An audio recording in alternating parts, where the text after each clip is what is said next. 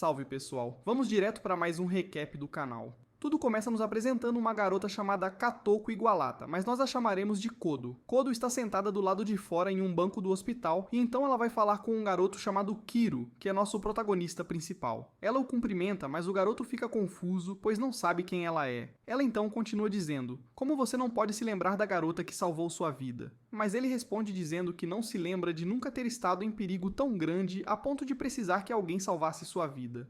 No entanto, Kodo diz a ele que 2 anos atrás, neste hospital, ele estava andando pelos corredores e algumas crianças passaram correndo e acidentalmente o empurraram. Mas antes que ele caísse, Kodo estava lá para salvá-lo e o agarrou antes que ele caísse. Kiro e sua namorada Saki a agradeceram naquele dia e ele prometeu que sempre se lembraria dela. Naquele momento, foi amor à primeira vista para Kodo. Kodo ficou tão intrigada com a visão de Kiro que ela até se refere a ele como uma figura semelhante a um bode com 2 chifres de demônio. Mas para todos os outros, ele parece um garoto normal. Voltamos ao presente, e Kiro diz a ela que agora se lembra dela, e então se desculpa, e diz que não é bom em lembrar o rosto das garotas, especialmente porque ela está usando um chapéu novo. Ela então se senta ao lado dele, e se reapresenta para garantir que ele nunca mais a esquecerá. Kodo então propõe que eles deveriam começar a namorar porque ela sabia que o relacionamento dele com a ex-namorada Saki havia terminado e ele estava solteiro, mas ela quer que ele diga a ela o motivo pelo qual eles terminaram. É quando ele diz que uma noite, enquanto eles estavam andando perto de um rio, um monstro apareceu e ele fugiu, deixando apenas a namorada, e é por isso que eles terminaram. Mas Kodo diz a ele que isso é uma mentira, e o que realmente aconteceu foi que o monstro era na verdade quem tinha medo de Kiro. A namorada dele também ficou com medo dele, Kodo então continua explicando que todos os monstros conhecem sua verdadeira identidade e o acham aterrorizante em comparação com todos os outros. Então, Kiro pergunta a Kodo quem ela realmente era, e ela diz a ele que é a deusa da sabedoria para todas as criaturas míticas, monstros e espíritos conhecidos como yokai. Mas Kiro não acredita nela. Então ela o convence dizendo para ele procurar os jornais de 6 anos atrás que contam a história de uma garota que desapareceu, mas foi encontrada depois sem um olho e uma perna. Kodo então vai embora e pega o ônibus para ir para casa. É quando ela é visitada por uma das criaturas espirituais que pede ajuda e explica que há um monstro demônio espreitando na biblioteca. Mas ela diz que cuidará disso amanhã. No dia seguinte, vemos que Kiro encontrou o jornal sobre Kodo e descobriu o que aconteceu. Kodo pergunta se a investigação dele é prova suficiente para ele acreditar nela, mas ele diz que isso ainda não prova que ela é a deusa da sabedoria.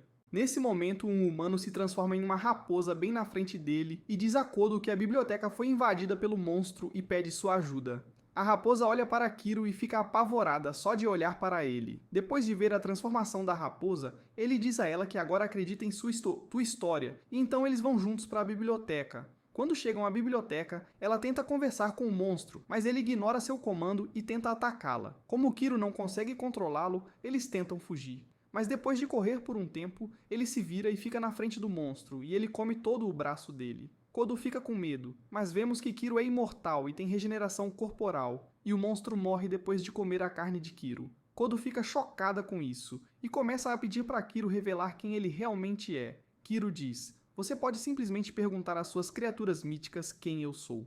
Ele também diz a ela que quando era mais jovem, ele comeu 2 tipos de carne de demônio que lhe deram poderes imortais.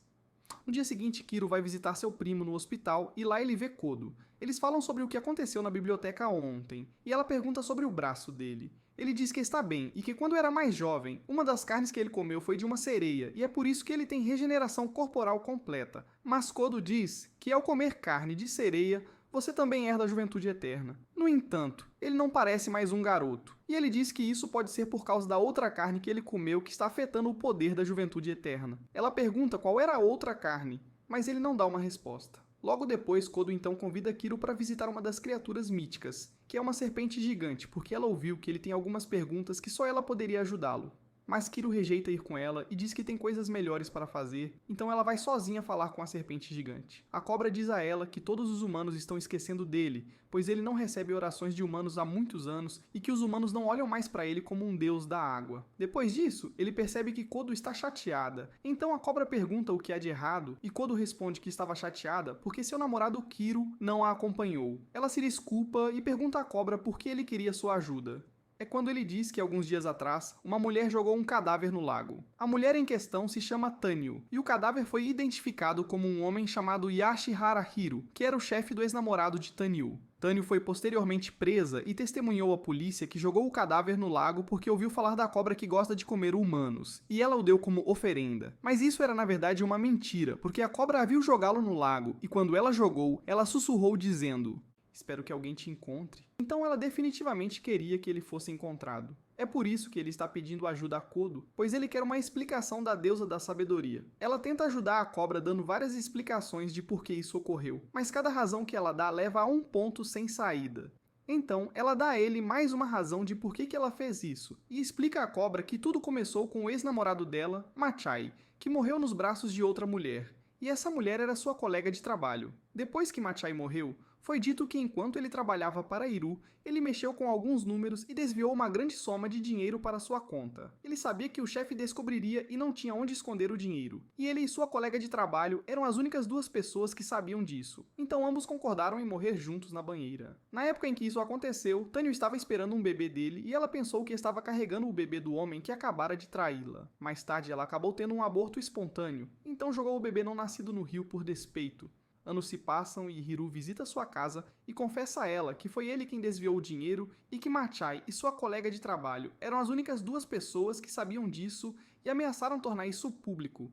Então ele matou os dois. Depois de ouvir sua confissão, ela se vingou do chefe e jogou o corpo dele no rio, esperando que a polícia procurasse o rio inteiro na esperança de encontrar o bebê não nascido que ela teve com Machai. É por isso que ela sussurrou dizendo que esperava que alguém o encontrasse. Depois de explicar à cobra o que aconteceu, ela vê Kiru, que está escondido esse tempo todo, e ouvindo a conversa, Kodo então sai com Kiro, e Kodo diz a Kiro que tudo o que ela acabou de dizer à cobra era uma mentira, porque ela enviou um de seus espíritos para verificar Tânio na época em que ela estava sendo detida, e o espírito a ouviu dizer a verdade, e a verdadeira razão pela qual ela fez isso foi para ver a cobra comer o cadáver. 2 anos depois, vemos que a ex-namorada de Kiro, Saki, agora é policial. Saki e seu parceiro discutem um caso recente sobre um cara que caiu no rio enquanto dirigia. Logo após o incidente, o cara disse a Saki que foi distraído por um belo fantasma. Ele a descreve como uma mulher sem rosto, com 2 grandes olhos, mas no relatório policial, ela escreveu que era um filhote na estrada que o fez cair no rio.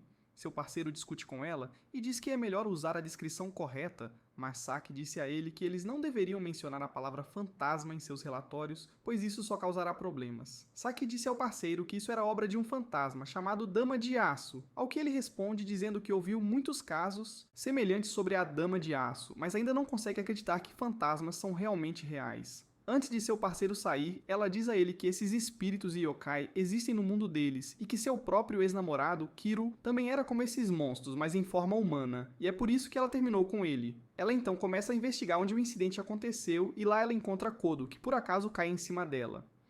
Kodo estava enfrentando a Dama de Aço, e é quando Saki já teve o suficiente de ouvir sobre a Dama de Aço e queria derrotá-la naquele momento. Então ela corre até ela e tenta lutar contra a Dama, mas seu braço passa direto pelo corpo dela. A Dama de Aço então joga uma viga de metal nela e a derruba. Kodo a ajuda e faz contato com a Dama de Aço, e logo após, o fantasma foge. Saki pergunta a Kodo por que ela conseguiu acertar o fantasma, mas ela não conseguiu, e então ela explica que não é como os outros humanos. Kodo explica a Saki que ela precisa esquecer tudo o que acabou de acontecer e não envolver a polícia, pois isso causará muitos problemas. Então Saki mostra seu distintivo e diz que é policial, depois oferece para levá-la à delegacia para mais perguntas e se oferece para tratar os ferimentos que ela recebeu na luta. Mas depois de ver o distintivo, ela leu o nome e percebeu quem era e ficou chocada ao descobrir que havia acabado de conhecer a ex-namorada de Kiro. Ela começa a expressar que se soubesse quem ela era desde o início, não a teria salvado da Dama de Aço. Então Saki fica com raiva dela por ser rude. Elas vão para o apartamento de Saki e Kodo diz a ela que ela e Kiro agora estão namorando e estão felizes e apaixonados. Ela mostra fotos deles juntos, mas depois de ver as fotos, ela diz que eles não deveriam estar juntos, pois ele parece miserável e infeliz em todas as fotos. A parte 2 do anime segue no próximo vídeo. Obrigado por ter ficado até o final.